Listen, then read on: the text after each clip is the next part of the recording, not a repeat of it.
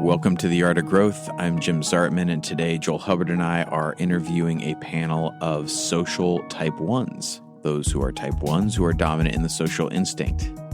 This is our third in the series with the type 1s. It's been fascinating to see how different each of the types show up as we've been doing these interviews because of their dominant instinct. The distinctions make the stereotypes go out the window, and we are loving that. So thanks for being on this ride and this journey with us, this learning with us. We appreciate it and love that we get to do this together. We'd love to do even more together. So join our newsletter at www.theartofgrowth.org. You can also take our free instincts test there to find out your stack, your sequence of your dominant, your neutral, and your neglected instinct. Finding that out has been hugely helpful for people to make that transition towards more integration. Our dominant instinct, our dominant type can often be an exaggeration, and we want to move from that exaggeration to more of an integrated life. And the starting point for that is understanding yourself, having that self-knowledge to build on. Information is not transformation, but we need the information as a starting point. This is why we have a podcast that's chock full of information, but then the transformation really happens as people do group coaching or individual coaching or bring us into their organization to help train and coach the organization. How to use this to have better self-awareness, to have better emotional intelligence in the workplace. There is tons of information on the return of investment, the ROI on having more emotional intelligence in the workplace. It is an absolute game changer. And so we want to be a part of that process in changing some of the corporate culture to be more human, because the professional is personal. And we are so thankful that more and more businesses are waking up to that fact. So reach out to us at theartofgrowth.org if we can serve you in any of those ways. But for now, let's get into it with our Social 1 panel.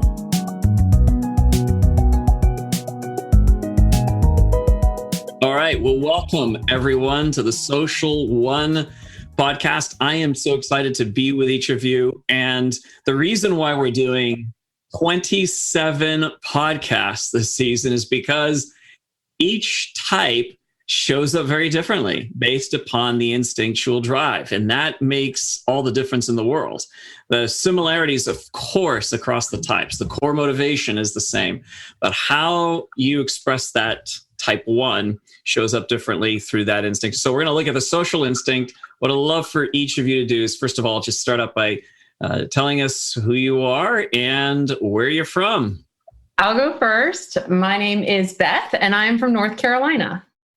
My name is Jess, and I am from Cincinnati, Ohio. And hi, everybody. I'm Jane, and I'm from Ellicott City, Maryland.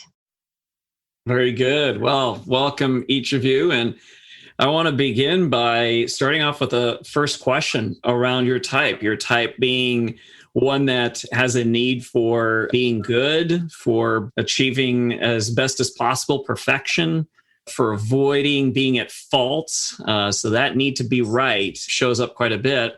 And so what I'm curious about is, how does that manifest itself through the social sphere? And so the first component or aspect under the social instinct is that of reading and interpreting. Reading groups, reading mainly people who are part of a group, but certainly even individuals. Talk to me about how that plays itself out and how that matches up with your type. So I'll jump in. This is Jane. And one of the ways that I see this being really intimately intertwined with my life is being an anthropologist. So as I studied anthropology and worked in different settings and with different cultures, I think part of what I brought to that was an ability to watch very closely and care very much that I was not breaking any rules or any expectations or somehow inadvertently offending. So I would be very, very careful to watch and then apply that to what I might say, what I might do, how I might show up. That's great. That's a great, anthropology, right? That's totally the social sphere. So you ended up in the right kind of work. Talk to me about how, what are you reading? How do you read? What are you picking up on? I guess I'm listening to what people say and how they say it. picking up not just on the words that they're using, but also the tone that they're using. I did some interesting work in the Yucatan Peninsula in Mexico and learning and just absorbing how family engagement and education took place there, and then how that brought in, a lot of social and economic spheres and almost castes, and just, watching how people were very differential to others, and, being able to take away from that where the pecking order was, or, who was considered to be most powerful, et cetera. So a lot of it is, just really listening to what's being said, how they're saying it. Yeah, I mean, I would say those two. Yeah, that's great. Beth, Jess, what's on your mind? I just kind of laugh at the part where she says like tone of voice and how people say things, because I constantly feel like everywhere, whether it's parenting or in my career as a teacher or within the community. And I think it probably is on different levels depending on my closeness to people. But I for sure am reading body language, facial expressions, how things are said, and looking to bring that type 1 in, for that like persistent effort and that correct action and honesty within every word and every action, essentially. Are you looking for then inconsistencies as well? Like, so you're looking for integrity, you said. Are you looking for like consistencies in people's behavior and versus what they say or that sort of thing? I think so. Yeah. Just the expectations that people are, maybe if they say something, their actions reflect that, like what they're saying as well. So when I say that out loud and when I was kind of reflecting on it, I thought that sounded like a lot of work, like inner work going on in my brain all the time. And I don't know if any of you feel the same way, but sometimes I just feel like I could take a step back and not be always feeling like I need to read body language and read a room and kind of gather an opinion about it. It's a lot of data you're picking up on. Yeah. Beth, what about you? Yeah, I think that resonates with the maybe like intellectual clutter a little bit, but I'm curious for you two I'm a verbal processor, and I wonder if that's a little bit because of the social piece. Do you feel like you're a verbal processor? Like, do you want to talk about things out loud with the group? Not me. I think I'm probably more of an internalizer, and I'm just always like reflecting on it after it happens for, maybe an hour later, 2 hours later, and constantly thinking about it. So I don't think I'm verbally processing. I'm just probably mentally processing consistently all the time, every second. I do hold on to things and think them through, and then while brushing my teeth, I'm like, oh yeah, I got it now. But I also need to have conversation to help me process and generate ideas as well. So it can kind of go both ways. One of the things that can drive me a little bit crazy, but that I also am a little proud of around this idea of, being social and being faultless is the idea of I will not ask anyone to do something that I won't do. And sometimes that can go to a bit of an extreme, like with my kids, right? So if I'm going to tell them that they've got to put money in the cussing jar, then I got to be willing to put my money in there too. And so it's like any standard that I'm going to try to hold others to, and sometimes like in the sphere of parenting, it's that you're trying to, help them develop their own moral compass. But that's one of those value pieces where it's like, how could I ask someone to do something or expect someone to do something that I myself wouldn't do? And so it really, some of that comes out in spaces where with kids, where there's a power difference, like with staff that report to me and stuff. So that's one of the places where I really see a lot of this playing out. I feel like when I think about it, and I was reflecting on coming up with an example, I think about way back in school and when we would be put into groups and your group had a project to do. I felt like I was always the one that was scanning the group and going, okay, who's going to actually do the work? Who's going to take the lead? Who's going to step? And then if nobody did, I would step in and then feel like I had to align what we were doing, make sure we were doing the project like we were supposed to be. And kind of the one that, I was never the one that was kind of goofing off and going, oh, this doesn't matter. I was always like, oh, okay, we have to do it and get it done on time, and all of that played out for me. When, do you guys have this kind of nagging sense for you where when you're in that kind of group or in other similar situations, like I do have this idea of what is the right way to do this, but because I don't want to alienate people or come across as bossy or, know it all, then I really hold that back, and I'll really turn myself into knots trying to figure out, like, how do I get it to where I want it to be without coming across as pushy and manipulative, which I guess is the definition of manipulative. Just Oh, well done, Jane. Yeah, what do you think, Beth, Jess? What is that true for you as well, or have you just given up and you're just like, nah, I'm just going to boss. I'm just going to tell people what to do? No, I think that I'm a one-wing too. So I just feel like I have this other piece of me that is like caring about what other people think as well. But I feel like I have a kind of a skill set to get people to go along with what, this is horrible to say, what I feel is right. And that's like, if you're referring to a group project, of course. And generally, like, it turns out pretty well. And going back to that reading and interpreting, you can really read that group as well and kind of see how far you can push it to the point where maybe you're not like necessarily stepping totally back from the lead, but you can, do it to the best of your ability while also incorporating others' opinions. Okay. What about you, Beth?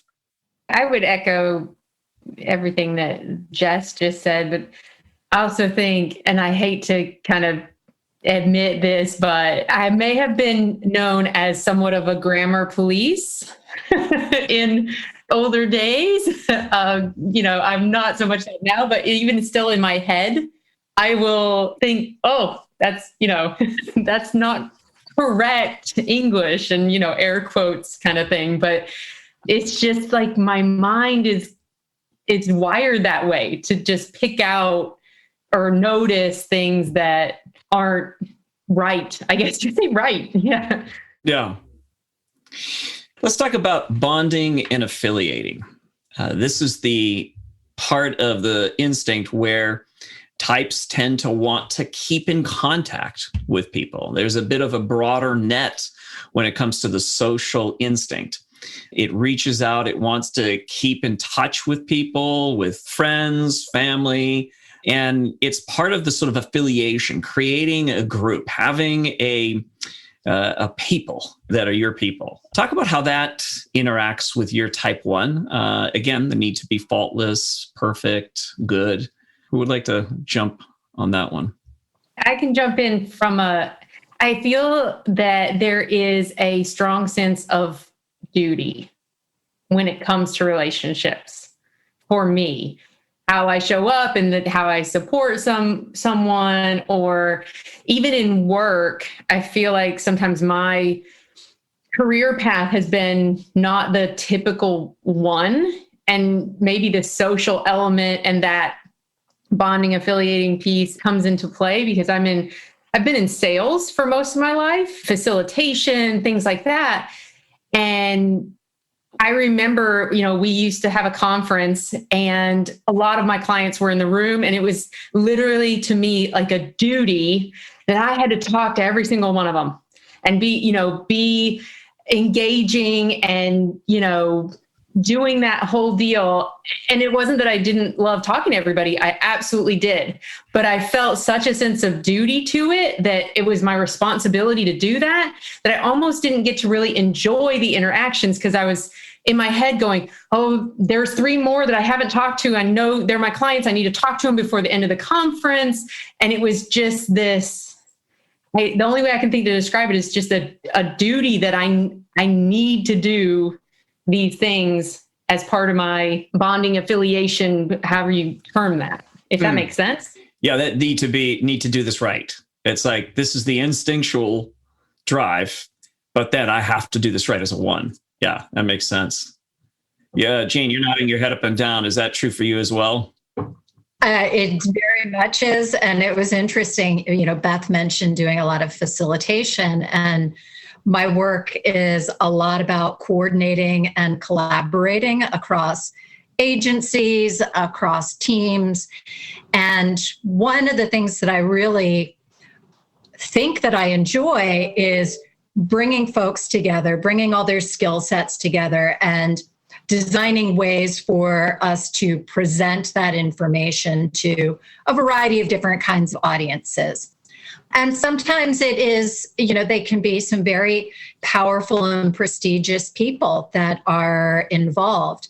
So it's exciting and rewarding, but when the actual event is happening, I often am so anxious and my muscles are so tight because I'm so worried about if it's going to be perfect. And is everybody else, are they really hitting the points that they were supposed to hit, or I need them to hit, or, what's the audience's reaction to this? Yeah. Or, are they doing it to such an extent where I couldn't even tell you what was really said because I'm so wound up and thinking about, how is this all coming off versus really being able to sit there and absorb these really important messages. So,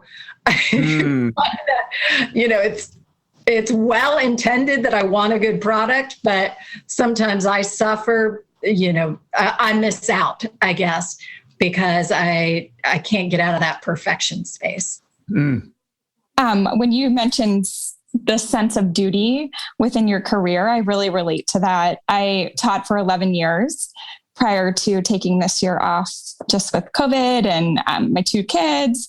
And so I, before, was a 1st grade and a 3rd grade teacher, as well as a reading specialist throughout that time.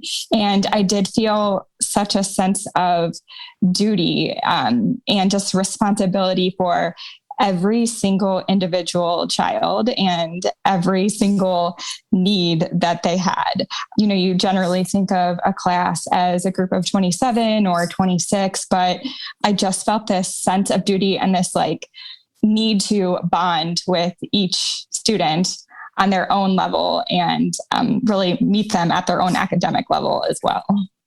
I think there's an interesting push-pull that happens for me too, because you're a teacher. And then Jane, you said about, facilitation, and I do facilitation. And it is the strangest thing. We're seeing a theme here. Yeah. And so when I'm facilitating, the biggest thing that happens to me that I have to be aware of and monitor of myself is to go into teaching mode.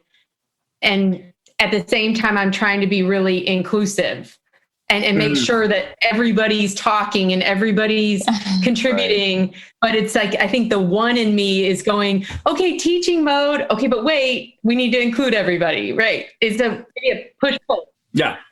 That's absolutely fascinating. I see your head nodding up and down, Jane, as well. It is a fascinating comparison or contrast what happens when the instinct and the type come together. And we're seeing it more, and we're hearing it from other panelists on different podcasts that we've done. It's there's a place at which there's a conflict. And, there's the need to have, this is the right thing. I want to tell you what the right thing is to do. And I want you to do that right thing. And at the same time, the instinct, the social instinct saying, well, okay, can we involve you? Can we involve people? And can we get their thoughts about things as well? Yeah, it's really insightful to understand that even about yourself and how that's playing its way through. Jess, do you have similar conflict happening? I mean, you think you said it too as well. It's always trying to think about, you were describing it as your 2 wing, but thinking about other people. Yeah. Yeah. Absolutely. I feel despite, the high expectations for others, I think you're still always thinking about others within that same kind of realm. Yeah. Let's look at the third aspect, which is contributing. This is the part of the instinct that has to do with how do we get you involved? Now, Jane, I heard you say something and already start down that path, which is great because it's a great segue to how do you bring people into the group? How do you get them involved? How do you leverage their strengths, their gifts, their abilities into the group for the sake of the whole? Then it also has its own attention of what's my contribution? And oftentimes there's a little bit of flex, but I'm curious if that shows up in the one as well. There's a little bit of flex with that contribution piece. Like, what's my role? Okay, so you've got that role covered. Okay, I'll pull back. I think, Beth, you said if no one was leading, I would end up stepping in. So you see a little bit of this like adaptability piece happening there as well. So take it from there. I guess one thing that I think about is, and maybe with the one and that piece, is when there's a lot of emotionality in the room, it's a supercharged situation. I feel like a lot of times if it's external to me and it's others in the group, I can kind of hold this space to not be emotional myself. Like I don't take on others' emotions, but I can be in it with them and just be there. And so I've had I feel like even in the last couple of years, a lot of situations where there's a lot of tension in the group and it eats me up inside, but I'm constantly doing what both of you ladies were talking about in the sense of my brain is just going, okay, how do I get this person to feel more comfortable? And how do I get these two to come together and have the conversation that it seems like they need to have because there's so much tension. I don't know, is that, maybe I'm not explaining it right, but maybe the emotionality piece. And I can be pretty emotional. Like right now, my hands are kind of going and I just get emotional like that. But I think when it's outside of me, I can kind of just hang in there, right? Without taking on that. So that part makes sense in that you can hold back. You can observe like what's happening outside of you. This is also the reason why social ones can look like fives and that they can be separate from the situation and look at it with analysis. The social instinct pairs up pretty well with the headspace. So when we think of three centers, the social pairs up a lot with the headspace, the sexual with the heart space, and the self-preservation with the body.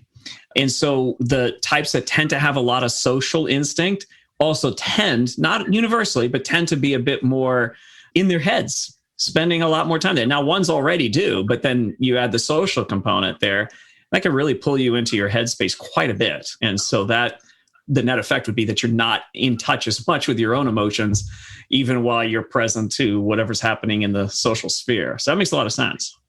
One of the things I find in this space is that I get to it from a place of intuition, to seeing how the different parts kind of fit together or ought to fit together.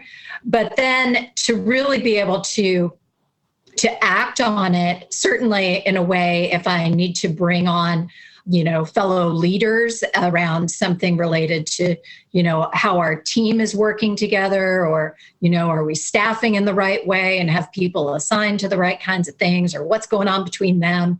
I then have to dig in a bit more to where it's a little uncomfortable and get to the actual data. I mean, I like the idea of just being able to kind of intuit and feel very secure in what I am recommending or sharing as how I think we should handle something. But then inevitably and appropriately, I'm then pushed for, well, what exactly did you see?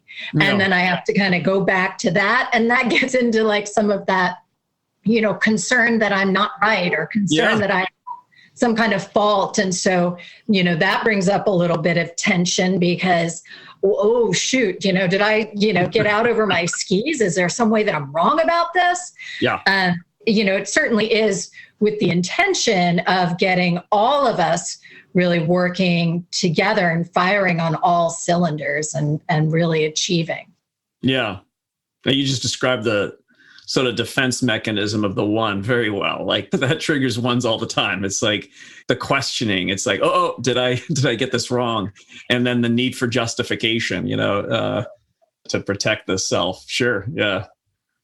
I just laugh when you talk about the defense mechanism because I'm just happy to meet other ones. I know one other one, and I'm just resonating with a lot of what you guys are saying and sharing.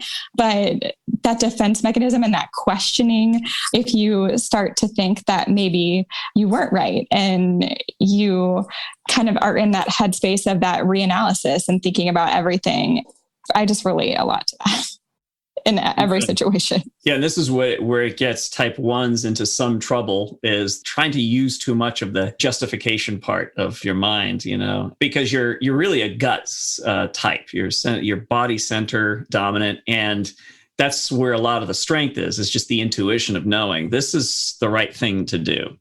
And sometimes stopping yourself short of all the reasons and rationalities for why that's the case. But being a little bit more open. In some cases, of course, in yours, Jane, you have to. I mean, you're a researcher. You have to come up with stuff that's well supported. Let's look at the neutral instinct. And we don't presuppose that everybody has the same one, even if they have the first one is, the dominant, they share in similarity to each other. Which one is your neutral, the second one for you? And how do you use it?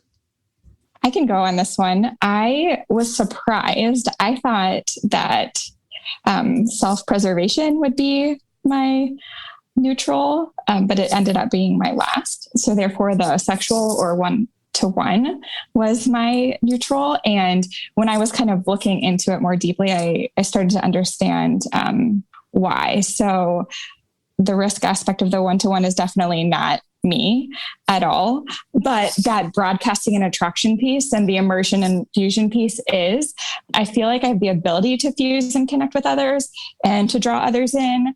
But something interesting as I was actually kind of thinking about these questions is I can form these really close relationships with people, but often I keep at an arm's length. So I have tons and tons and tons of friends, but with that type one of those expectations and integrity and all of those like perfectionism, I definitely only have the smallest circle to kind of really let in, because I guess that's just how I prefer it and operate. And I, like I said, tons of friends, just only the closest I let in.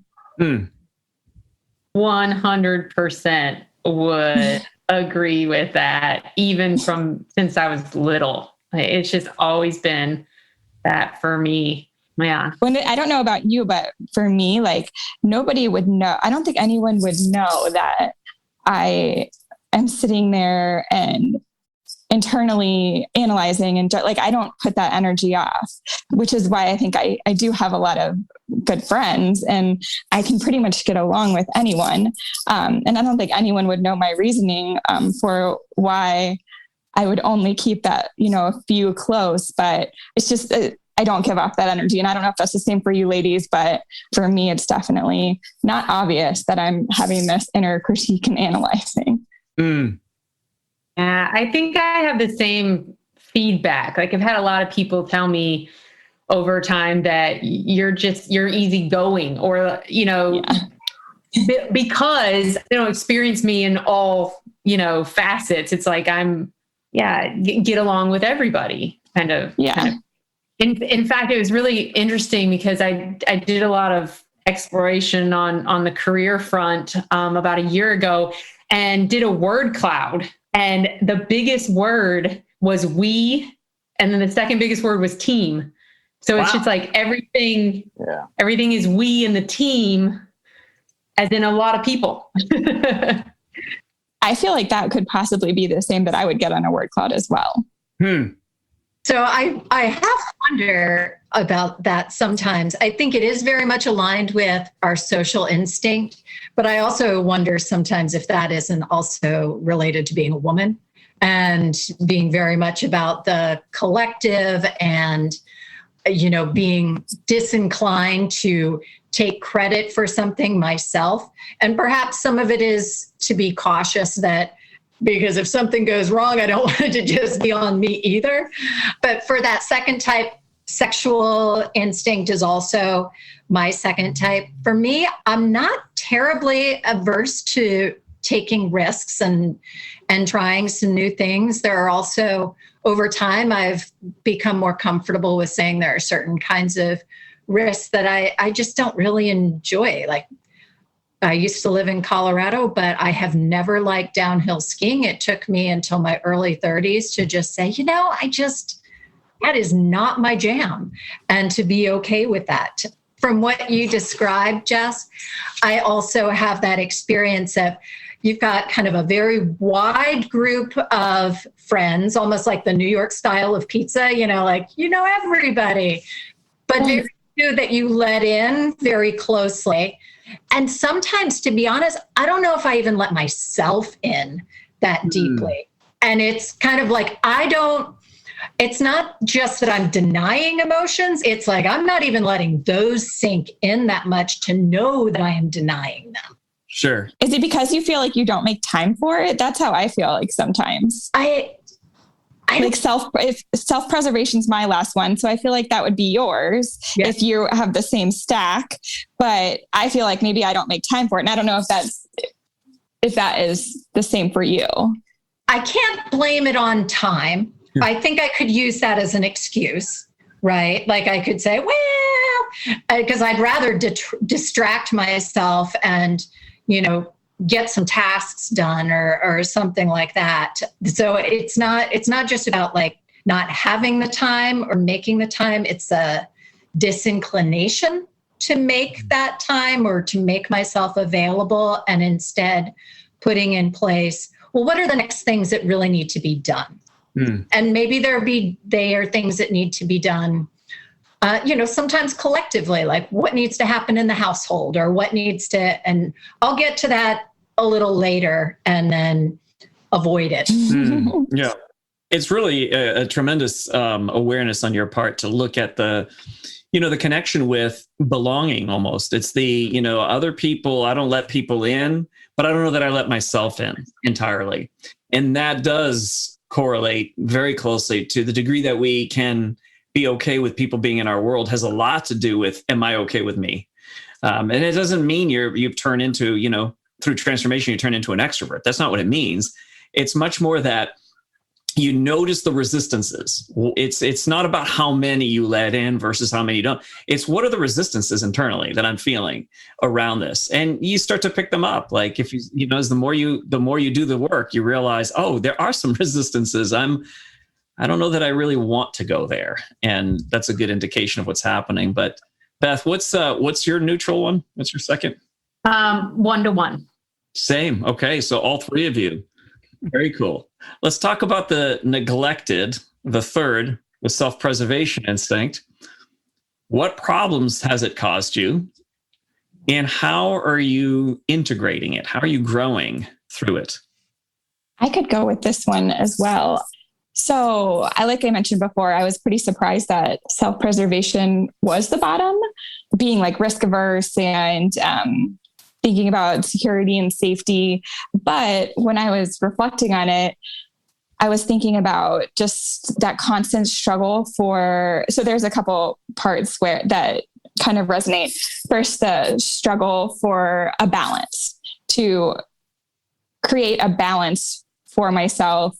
When I was teaching, I remember saying like, gosh, like how can I be the best mom, the best wife, the best teacher? And there's those high standards as well. And now that I'm not teaching, I feel like I've struck it a little better, but I just think it's hard to find time for me. And I don't know if you ladies feel the same way, where you feel like you're putting yourself kind of last. And I have 2 little ones, so that probably is also a season of my life as well. But that the physical well-being and like almost like my mental health is always kind of last. And I think, Jane, you said it's that to-do list, that constant like going on to the next task, whether it's for your house or for your job.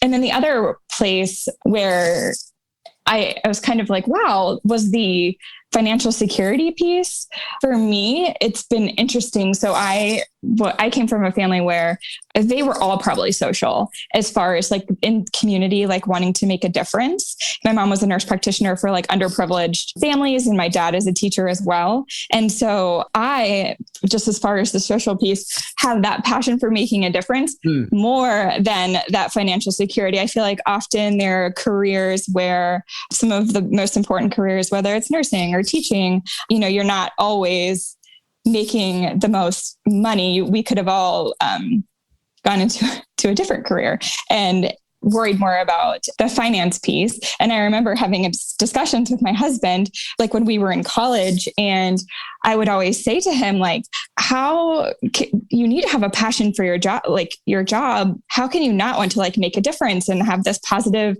ripple effect that will occur because you've made this wonderful impact? And he would always say to me, yes, but you also have to provide for your family as well. And so for me, that self-preservation piece of, I'd put that community and that making a difference before kind of like a career that might be more financially stable really like shines through. If we had the self-pres one, which you're already recorded, if they were in this space right now, they'd be shaking their heads going like, no.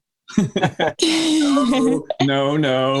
With the home and the finances first. And so it's fantastic that you just said all that. That will help a lot of folks understand the difference and how it shows up. Whereas if you had a parent, I don't know what type your dad is, but he's a 3. Yeah. So imagine if he was a 1, a self-pres 1. I mean, this would be a similar conversation where he'd be saying, you got to take care of the home, the money, the finance, and both of you would be doing perfection and trying to be good and faultless in completely 2 different ways, in 2 different spheres altogether. So.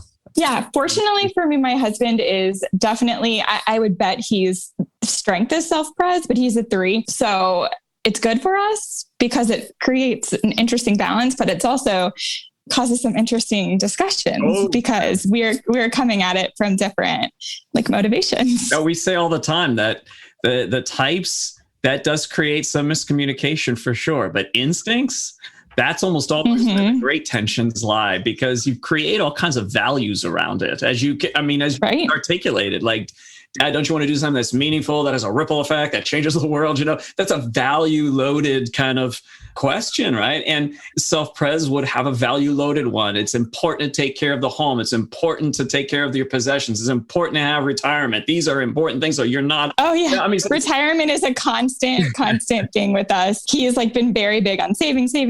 And I'm like, my family had some medical issues. So, my mom specifically, and I'm like, well, what if you don't live until you're retired? Like, live for now. Like, and it's funny that you say retirement because that's a big conversation that we have. Well, my husband is a self-pres 1. So, interesting. Yeah. So I know exactly, how that works. And it's actually really interesting. And it works really well, especially from a standpoint of, we have inclement weather coming. We're going to have a generator. We're going to have everything. It's going to be all lined up. And I am sitting there going, we'll be fine. Who needs milk? We don't have to what are we getting all the water for? They make fun of me because I'm just, whatever, it's fine. No, he's got everything like planned and, it's super prepared. And so sometimes it does. It's a complementary thing because that fills in a gap where I may not be as prepared and planned out in things like that. So I was getting on my, social 1 soapbox when Jess was talking about what some of these most valuable professions earn, and just kind of like, and isn't that just wrong? It does upset me that there's this expectation that there are some professions that are just supposed to do it only for the cause and not be appropriately compensated. Yes. Right. That makes me really angry. But, to your question about how does having self-pres as my neglected instinct impact me. And, similar to what Jess said as well, I neglect myself in order to meet, what I perceive are, social or group or work expectations. It can be really hard to set and hold boundaries around things. And this last couple of months, I have a potential health issue that's coming up. And, I found myself just hand-wringing about, requesting to make a schedule adjustment, in part because I was afraid that I would somehow not be perceived as a fully committed team player. And so, it was just eating me up, and I was dragging my feet and unwilling to make this request. And it was not that big of a deal. It was just, I'm going to take 2 hours out of the middle of the day, but work later, but for whatever reason, I had just really gotten myself all twisted up about it. And then, growing into it, I did make the request, and I have adjusted my schedule, and it is making a real improvement on things. So that's a tough one for me. And then one of the areas that has not been that difficult for me ever has been around the home and creating a home that feels very warm and comfortable for me. That's always been something that has been a real value of mine. Money, not so much. I think I'm in better shape only because I'm making more, not because I'm any smarter with it.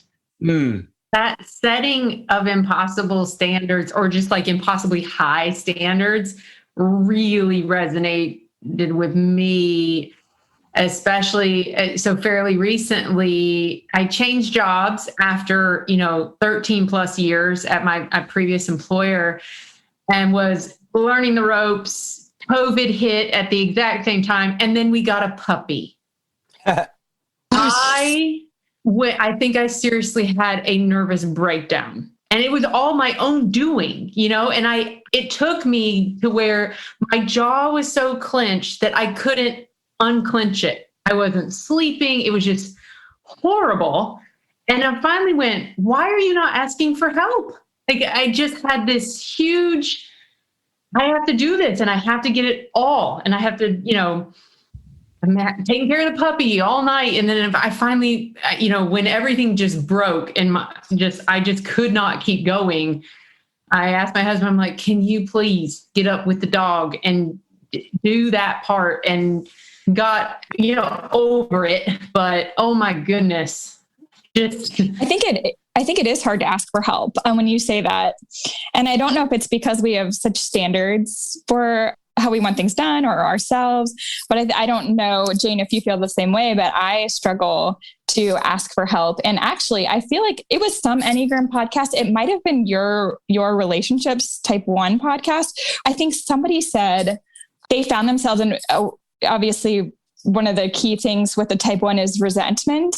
And they found themselves they learned that they had to ask for help to avoid becoming resentful. And to me, that was so eye-opening because I was like, wow, I just really need to start asking for help to kind of avoid what you were saying is just that nervous breakdown or that moment where everything just seems to be too much. But asking for help enables, or kind of like lets you get away a little bit from that resentment. And to me, that was a very helpful listen. So thank you. Yeah. I want to ask you some questions that could help us in terms of understanding how perfection shows up. And so I didn't prepare you for this, and I apologize, but I think these are pretty easy for you. When it comes to perfection, self-pres, they want that to be pretty much within the realm of the home, the finances, health and well-being. They can be really hard on themselves. Like, I want to get things done perfectly. The sexual one, it's kind of a quick through them, but then it's towards the person they care about. And so they want to improve other people. So all type 1s are very self-improvement oriented. But the way it shows up will be either in self-pres land or in the, the sexual one-to-one kind of connection with people. For you, can you just tell me how it shows up then in the social sphere? Are you trying to improve, fix you kind of had a little bit of an eruption there, Jane, with like not being paid correctly, those of us who are involved in these social causes. Yeah.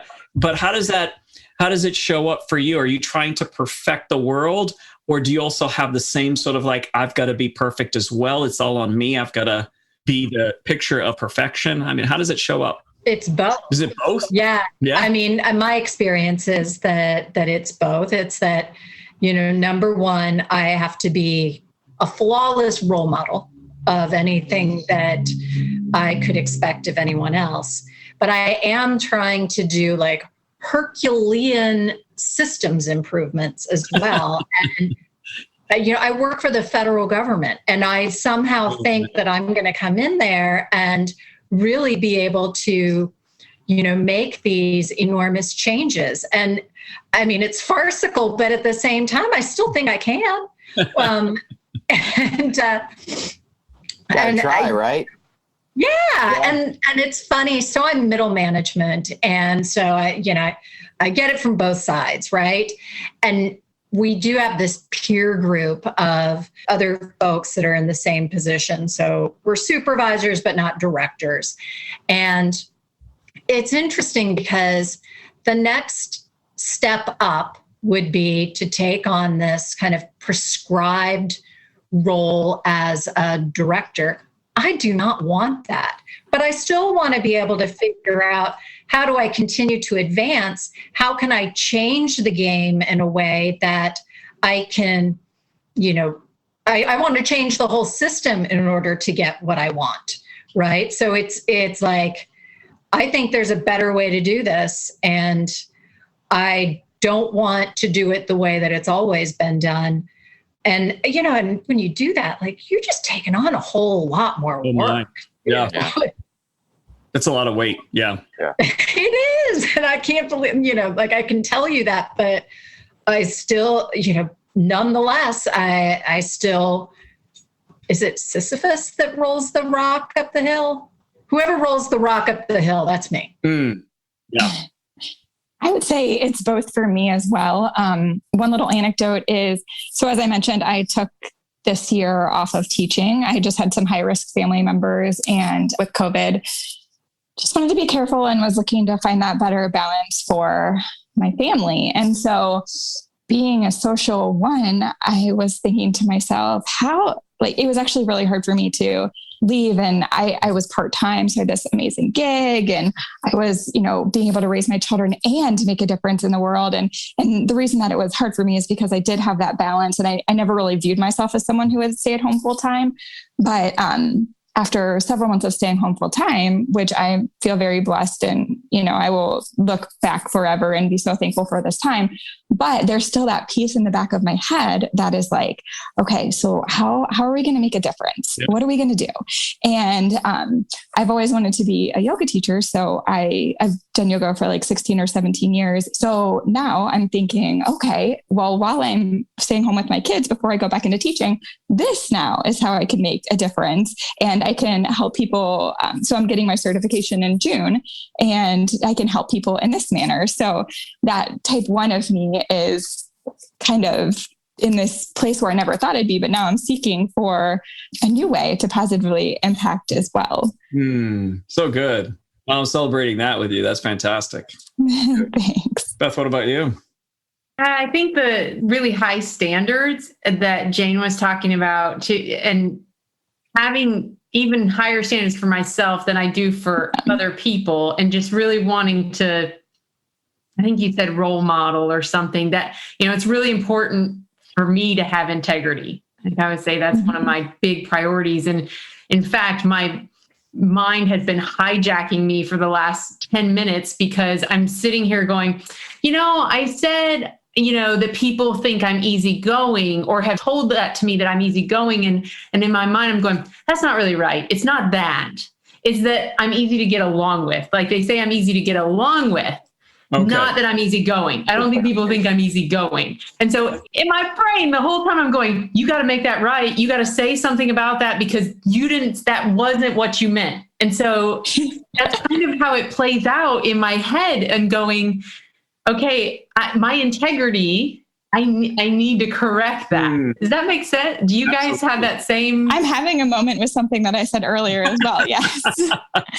And it is like that integrity piece. Yeah. Because I think I said, and of course it always works out.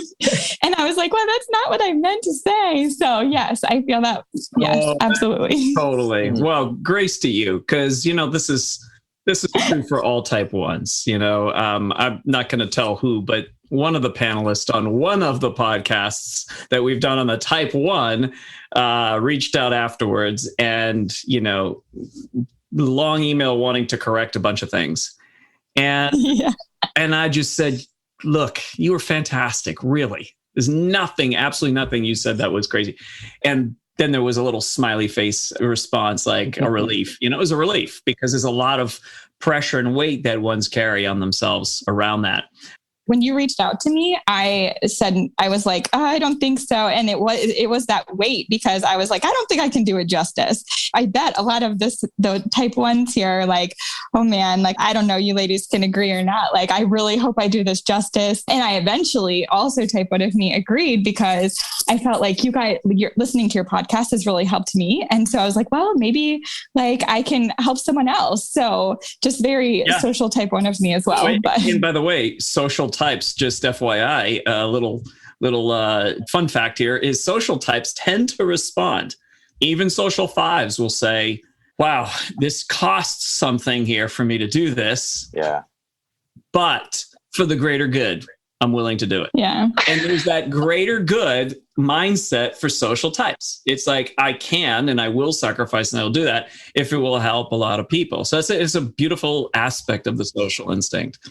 By the way, just clarifying, Beth, that difference, even though to you it's like, oh, I don't know, I'm being a bit of, particular here. In that case, that's actually very helpful. And I think that clarifies a lot for other type 1s as well. And for our listeners, the difference between being easygoing and easy to get along with. And, that's very true. For a lot of type 1s, there is this sort of like they're hard on themselves and the environment feels that. And so it's not easygoing, but yet be some of the sweetest, kindest, gentle people, even as hard as they are on themselves and sometimes hard on other people, but there's still that like, I want to do something good for you and I care. So I'm trying to figure out a way to say it, but I do strive to get along with everyone. And so if there's tension there, I'm going to be backing off or doing or apologizing or how am I doing something that's not, helpful or yeah. Yeah, there's a lot there. And that's where a type 1s can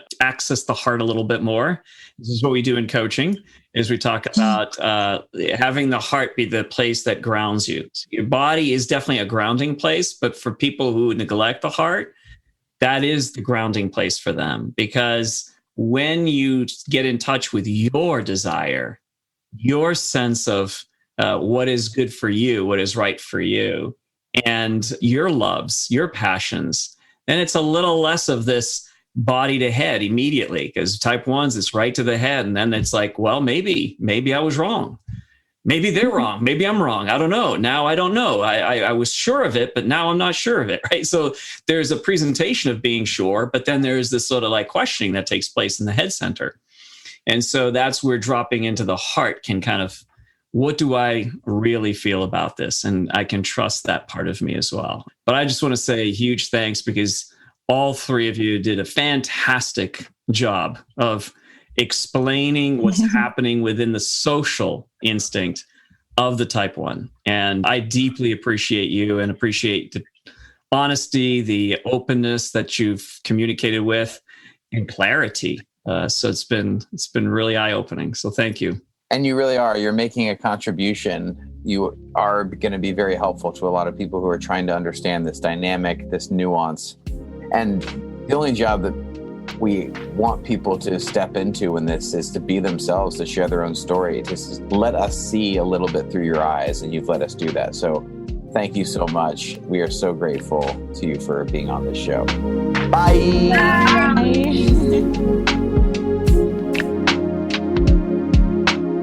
So thanks for joining us this week for our 3 Type 1 Instincts panels. Next week, we round the corner into the Heart Triad. Please follow us on Instagram at Art of Growth.